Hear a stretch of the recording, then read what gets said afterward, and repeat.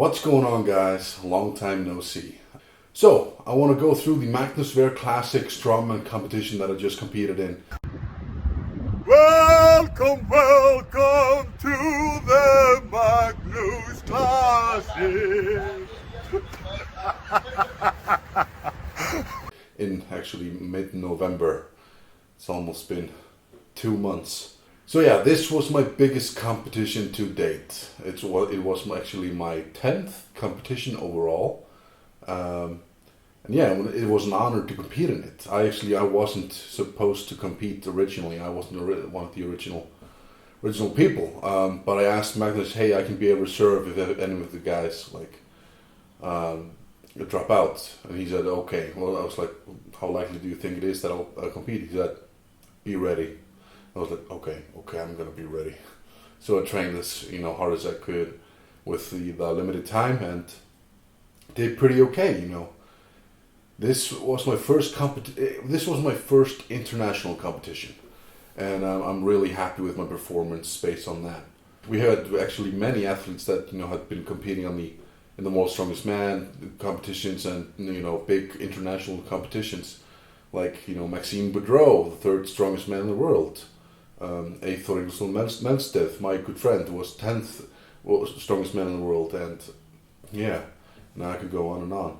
So I didn't have really high hopes. I was just going to do my best, do my absolute best, see where the stones may fall, and yeah, and pretty happy based on all that. I managed to hold my own, do something in each and every event, which hasn't always been the case for me. So just national competitions.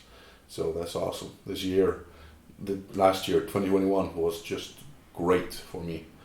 But anywho, let's start off with the first event, which was natural stone overhead press. It was at a beautiful location, Gullfoss waterfall, probably the most famous waterfall in Iceland. It's called Golden Waterfall, literal translation. Pressing.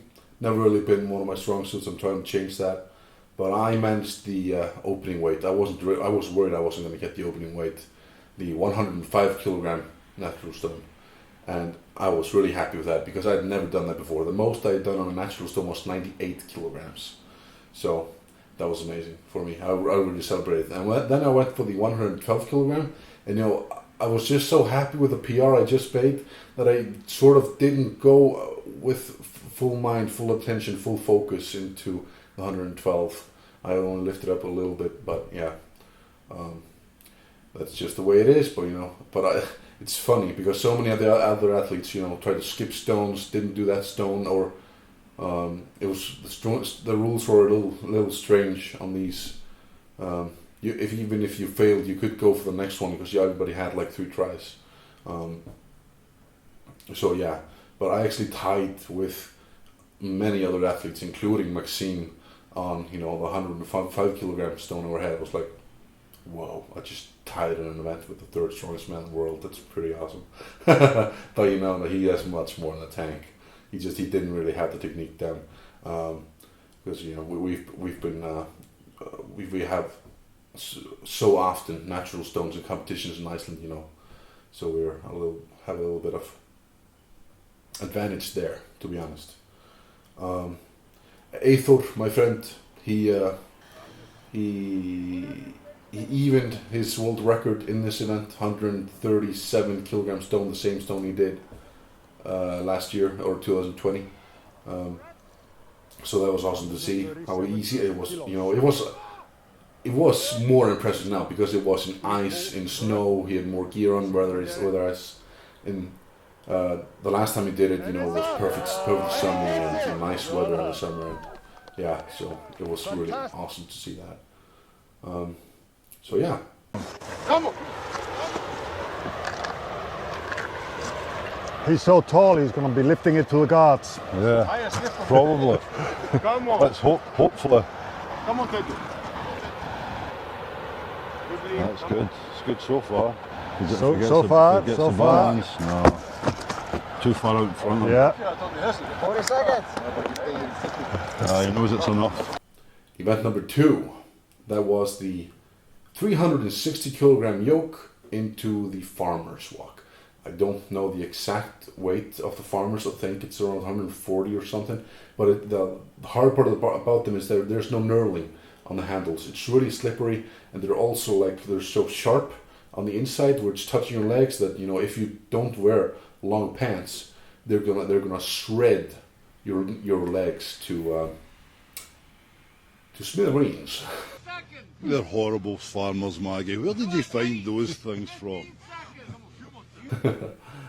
So yeah, I actually did the farmers in the warm-ups. Wasn't too hard for me. I was like, oh my god, I'm gonna do good at this event. I'm gonna fucking do it, because when these particular sets of farmers have been used in a competition before, most of the guys just got 1 meter, 2 meters, or not even that. But so yeah, so I was just like, okay, fuck yeah, I'm gonna do something here. But then yeah, it was really wet. It was really icy, snowy. It was just slush on the ground. It was really hard to get a good footing. 360 kilogram yoke. It's the heaviest yoke I've ever done in competition. I managed to do it all the way. I was pretty happy with that. Taylor's looking pretty good with that. And then took my hands around the yoke, started walking. It was good. Bruno, the judge, was telling me, "It's not a sled. Don't drag it." He made every athlete absolutely hear it if they were dragging the equipment, because it's brand new and never been competed with before, so they were extra protective with it, just like when you get new things. But then when I got to the farmers, my back, my butt, my hamstrings, my legs, it was all just toast after the yoke, and I didn't have the power to lift the farmers. And my hands were very, very wet from, you know, holding the farmers. So no, holding the yoke. So then my hands were wet. My chalk was all out. So I could barely get the farmers like 1-2 meters. I don't remember exactly. Maybe just 1 meter. I don't know. So that was a bit disappointing. I just found these bits. So yeah. But it was fun to put handles on. I wish Maxime actually gave Aethel a good tip to keep the hands inside your sleeves when you're in the yoke. Just hold it like when you're a child, and that actually paid off a little bit, I think, for Aethel. But yeah, so that's something. Maxime was just incredible in this event. When he went to the farmers, he went all the way. He held it. He didn't drop it down, and then went way back. And then, of course, everybody knows the thing with the judge Bruno told him, like, hey, you didn't put both of the farmers all the way over. That's the rules. And they were pretty hard about this in the athletes meeting the day before. So I'm kind of on the side with the judge Bruno on this, because they were so like, both the implements have to cross over. And it was like, they made such a big point on this. So I have to side with them. I'm sorry. But I loved Maxime. It was incredible. He went three turns with the farmers. Well, everybody just got maybe 5 meters, 6 meters, one turn over. So yeah, that was amazing. Sami Ahula surprised everybody. He's an amazing athlete. I think he's going to do great things in the future in the sport. But yeah, in this event, sadly, my good friend Thomas Dari, he tore his Achilles tendon. We don't know exactly what happened. Maybe just because he's walking and then the snow cramps together and the sudden drop. Maybe just it's too much on the Achilles tendon and it popped. And yeah, he's now out for I don't know how long. It's really sad, incredibly sad, because he was going to do great things. So hopefully he'll be able to rehab soon. Don't know if he'll be ready for the summer, but yeah, that's the way it is, sadly. Yeah. My good friend Christian also did very well on this event, I remember. But yeah, so that was day number 1. On to day number 2, where we went to Reykjavik. We were... it's pretty funny to be outside the Hallgrímskirkja, the church, because I grew up I grew up going to this tourist attraction, you know, with my dad on the weekends or something, and you know, getting hot dogs being really small, like whoa, you know. So grown up with this in front of me all my life, and now to be actually competing in front of it was like a surreal moment. Like wow, there was something about it. But over there we had the log lift ladder. 120 kilograms, 135 kilograms, 155 kilograms, and 165 kilograms, if I remember it correctly. I was nervous for this event because, as I said before, the pressing is not really my specialty. But I managed to only do the 120 kilogram log. 120 is now really sort of mean it's, you know, it's great, but you know, it's really weak for a strongman. You know, if you want to be able to do anything, you need to have at least 160, 170 to be able to do something. So yeah, I tried the 135. It didn't go up just part way. Some of the, you know, and in this competition it was amazing. I think I counted, and we had at least, I think, 6 or 7 200 kilogram log pressers, which is insane, just insane. You know, this used to be a number that was just like holy crap, and now it's just been like it's become the norm. So that's incredible. Yeah, or maybe I think maybe 190 kilogram log pressures, but yeah, really many. So yeah, but the other guys, you know, the good log pressers kind of looked at my technique and were like trying to give me tips. Kim Urirak, who I met, is a great guy. He told me to treat it more like an incline bench press. I was like, okay, well, we'll try it. Because I had tried this recently with pulling my legs, you know, a bit more together to get more leg drive, but I lose the stability and everything. But I'm like, right now I'm trying to focus on strict pressing and everything, and also, yeah. So yeah, it's just, yeah, trying to figure it out. But anywho, it was amazing to watch this event. I was really cheering for my boy Eithor to win it, but I think Maxime took the win. And we had the gorgeous new logs from the guy who made the Yoke as well. Yeah, the later logs, the 155 kilogram log was Magnús Ver's log, called the Magnús Ver log, and then the 165 kilogram log is the Jón Páll Sigmarsson log. This is just awesome, yeah. It was a really cool event, awesome. And that's all I got to say about that.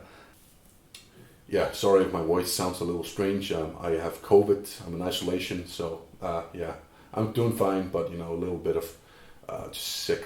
Anywho, the next event, the stones to shoulder medley.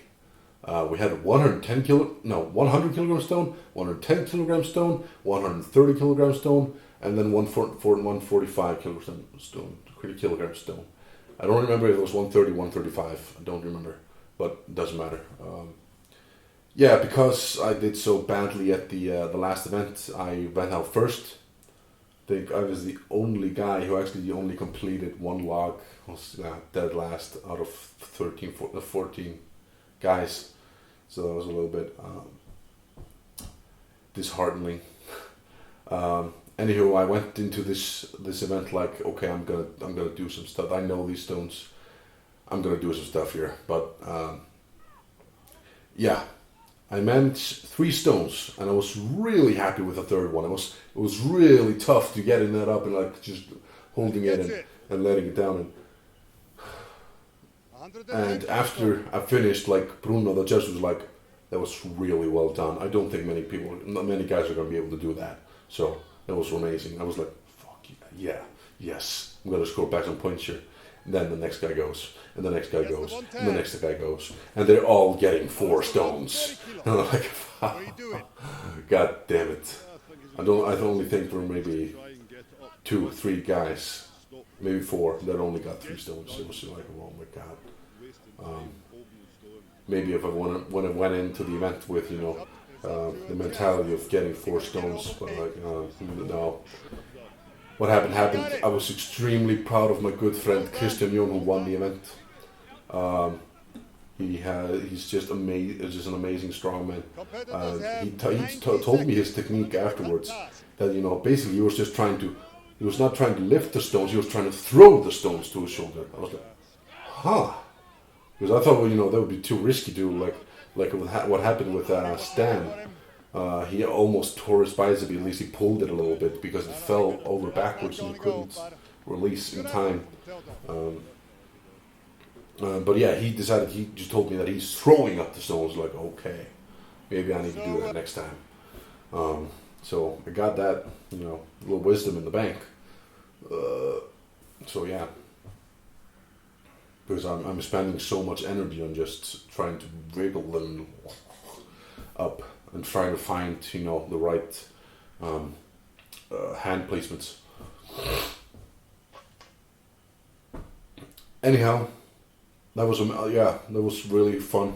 I was pretty proud of getting 3 stones. So yeah, next event, the next day, it was the deadlift. I was worried because this was suits were not allowed. I've been now used to this summer always competing in a suit. And this was an axle bar, and it was 325 kilograms 4 reps, and it was a little bit higher. It was like 11 inches or something. And I'm personally better from like a normal height, and then I'm just a little bit higher. So really didn't go well for me. My friend Kizanyon, he made a really good decision and actually decided to wear shoes because that made him a little bit higher. And, you know, put the bar at the right height, you know, compared to a regular bar, a regular height. So that was pretty smart of him. I decided not to do that because, like, it was a last minute decision. I was going back and forth. And I only managed to move, you know, just like this little bit. And I was really, Now we'll have Big Theodor really sad because, yeah, been doing so good at the deadlift, but now I'm back to square one, not being able to do 1 rep, you know, deadlift, and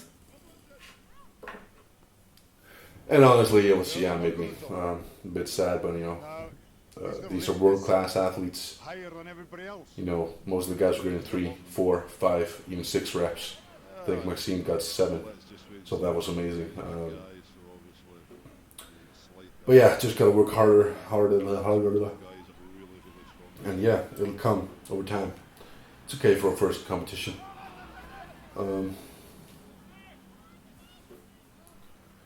So yeah, it was extremely cold.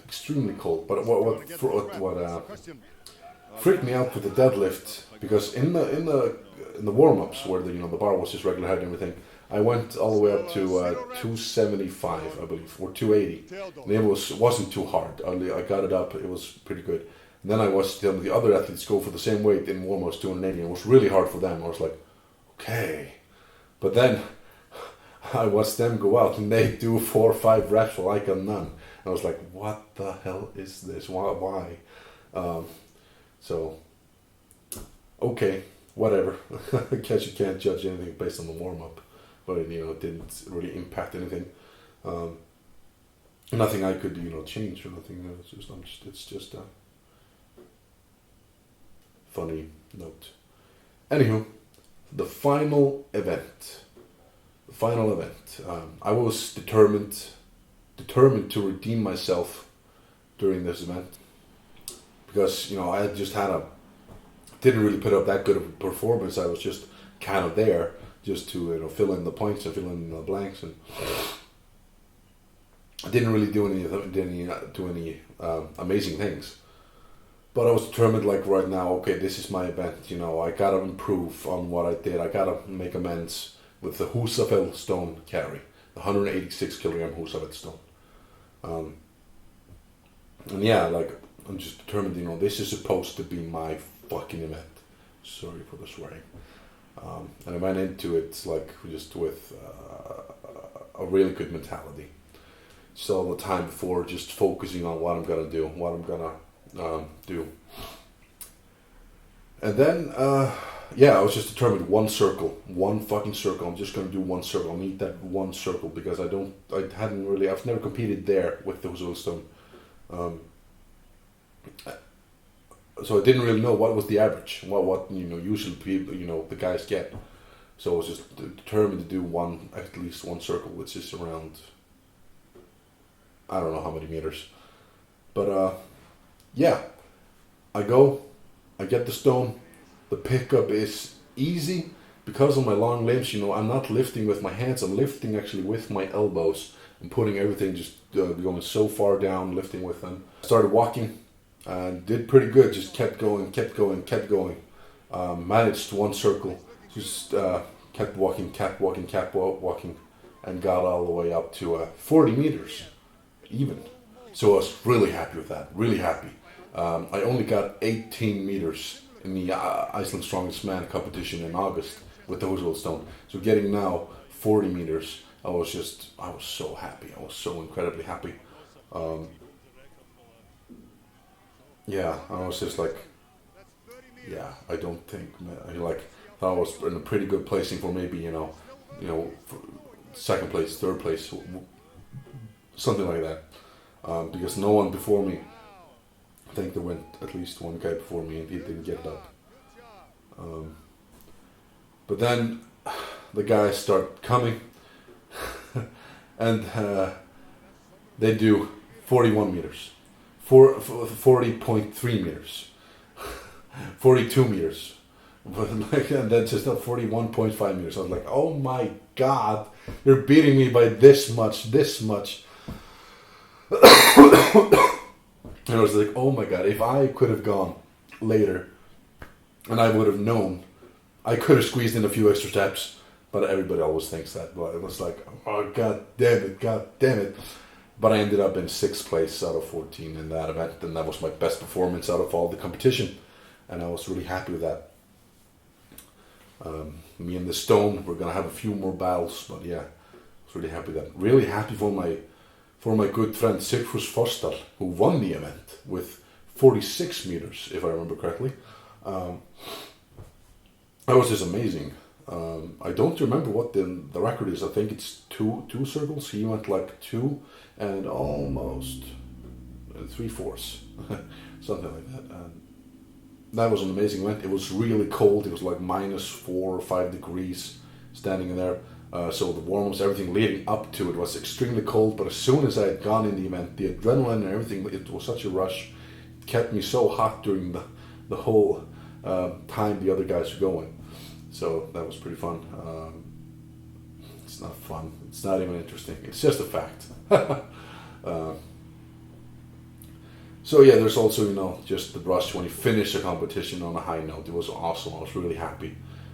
Then, at the end, it was such a close battle with Maxime and Eyþór, but, Maxime managed to beat him like just a few centimeters, 1 or 2, and I don't remember exactly, maybe 10 centimeters. It was insane. But yeah, in the end result, Maxime Boudreau won the competition of the Magnús Ver Classic. My good friend Eyþór, he came in 2nd place. Sami Ahola in 3rd. My good friend Christian Jón in 4th. Ryan England in 5th, if I remember correctly.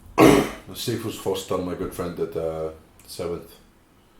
But yeah, I don't really know what my place was, because it was either 11th or 10th, because like on points it's 11th, but it seems Magnus has punched me into 10th place out of 14, because of the guys who quit mid-competition, that they're like just withdrawn, they're not part of. So like he, in the post that he made,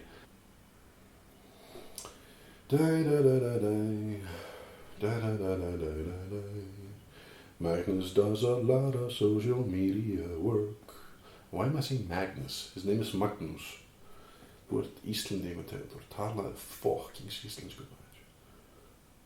Hvernig heitir þetta koma?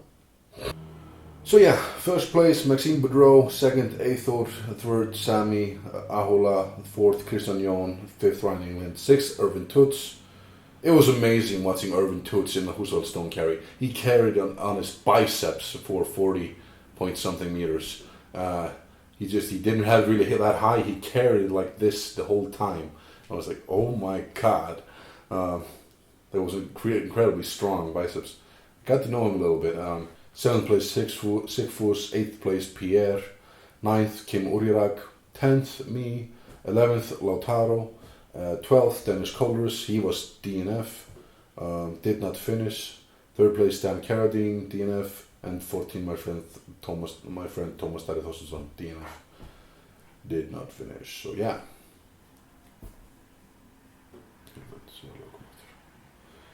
Anywho, so yeah, I got this trophy for 10th place. Let's just say, yeah, I got 10th place. It's an amazing looking trophy, actually. I don't know if you can see it. It's just Magnús Ver Classic, Magnús Ver Matthíasson, Strongman Classic 2021. It's really heavy, actually. It's really heavy, and really sharp as well. Great weapon if I have an intruder. There we go. So yeah, one of the high notes for me as also was getting to know all the competitors. It's always in the athletes meeting. You're seeing all these new faces. You're like trying to size up the strengths, you know, and then just, you know, we eat together. We spend so much time together. We get so close. It's with the strongman sport. I think everywhere in the world, everybody's just everybody wants to see each other do really good. And it's an awesome thing about the sport. These are really great guys, friends that I hope to meet again in the future. In other competitions, that would be awesome. So yeah. Great guys, great morale. Big thank you to Magnús Ver for allowing me to compete, giving me the opportunity. I hope to get the opportunity next time in October 2022 for the 2nd Magnús Ver Classic, and hopefully I'll be able to hopefully, I know I'll be a lot stronger. I'll be a better strongman overall, but maybe because, you know, it'll have grown, we'll have much more dangerous athletes there, who we don't know, so it'll be good. It humbles you down, makes you know where you are and how much you still have to do to get to the international level of being, you know, in the running for podium or more. So massive congratulations to Maxime and Eithor, my really good friend, Christian Jon, my extremely good friend.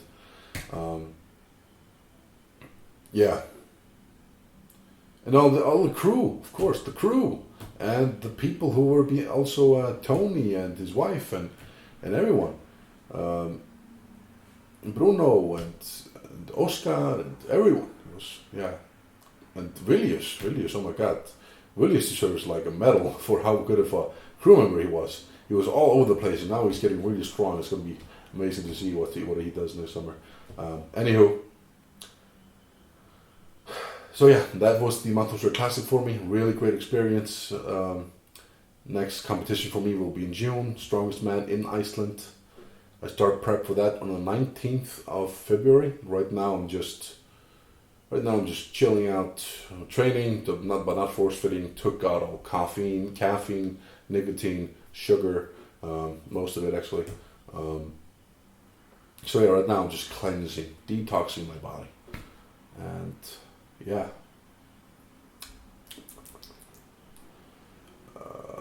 I've actually lost like 10 kilograms since the Magnús Ver Classic. I was around 168 kilograms for that. But right now, 159, 158.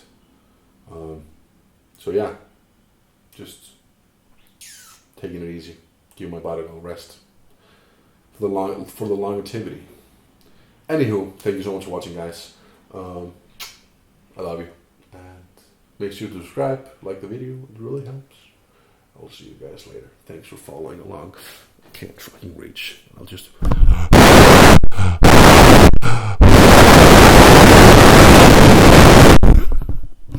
Okay. He's about the tallest strongman ever in Iceland. When he gets his brute strength up and up, he's going to be a force to be reckoned with. Yeah, there's plenty of room to pack on a lot of size onto that frame anyway.